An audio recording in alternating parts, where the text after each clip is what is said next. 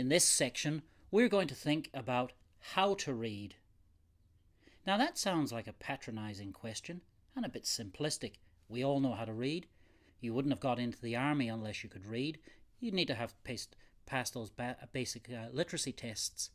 But actually professional reading is a skill. It's a skill that needs to be worked on, and it's a skill that needs to be mastered. One of the first things that we've got to consider is how to make time for reading.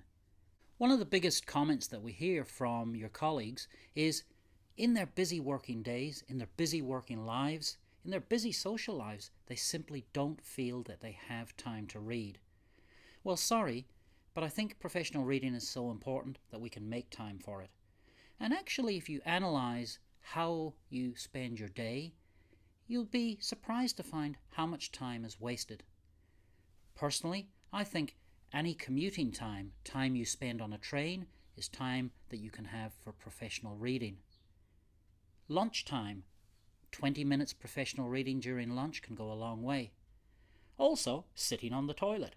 Always have a book in the toilet that you can just dip into and dip out of. And also, think about how much time we spend on media. How much time do you spend reading newspapers or watching the telly? Personally, I think that they're things that you can cut out of your life to your benefit.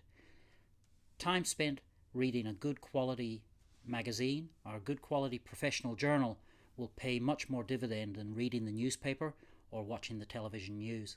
Another aspect of how to read is the mechanics of professional reading, because we read professionally in a way that's different from how you would read, for example, a novel.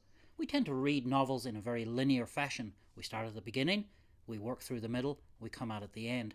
Professional reading is different, actually. If we use the example of Martin van Crevel's great work on Supplying War, a classic on logistics, one of the things that we can do, first of all, is simply read the index. Go through those key chapter headings. Go to the back, flick through his page notes, and then simply, for each chapter, read the first 2 paragraphs, read the last 2 paragraphs. Now, we won't have read the whole book, but we'll have had a good sense what Van Crevel is trying to tell us by that process. And there are 2 essential tools that you'll need for your professional reading journey: a notebook and a pen. I suggest that you consider keeping a professional reading journal. As you're reading a book and you get some insights, take note of it.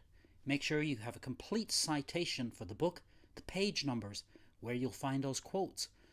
Keeping a professional reading journal can help you with your formal professional military education courses, can help when you're writing papers, particularly when you're writing papers in a hurry. And believe me, there's nothing more frustrating than wanting to make a quotation and you just can't remember which book you read it in or which page number it was on. A professional reading journal like this will be a lifelong tool for you. And another important thing you can do to aid your professional reading journey is find a way to explore topics or subjects. One of the ways is by following a popular author, somebody who you enjoy reading. It might be somebody like the contemporary historian Niall Ferguson. Ferguson writes on a variety of political, historical and economic topics, and if you read a series of his books, you'll get to have a good grasp of the world from the viewpoint of a top historian. Another way that you can look at professional reading is by picking a particular subject or topic. So, for example, if you were reading about General Montgomery, there's a whole series of biographies on him, biographies that sometimes provide different perspectives depending on the author's point of view. But then there are many works by Montgomery himself, works on leadership, on military history. All together, you'll read this, you'll get a very complex and nuanced picture of this most enigmatic general. Now, one word of caution when you're engaging on your professional reading journey, and that is always apply a critical eye to the things you're reading. One of the first things to question when you're reading a book is, who is this author? What's their bias? What point are they trying to push? Where do they come from? Do they actually know anything about the military arts and sciences? These are important questions. It's very important also, particularly when it's relating to contemporary issues, to be very wary of rush jobs, jobs that a publisher has just dashed off to try and capture a particular market need. But when you do a rush job, there's little time for analysis.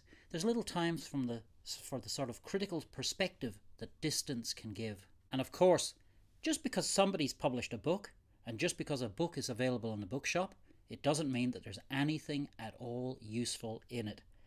Do use your professional judgment when you're reading. Just because somebody is a published author, it doesn't mean they have anything useful to say.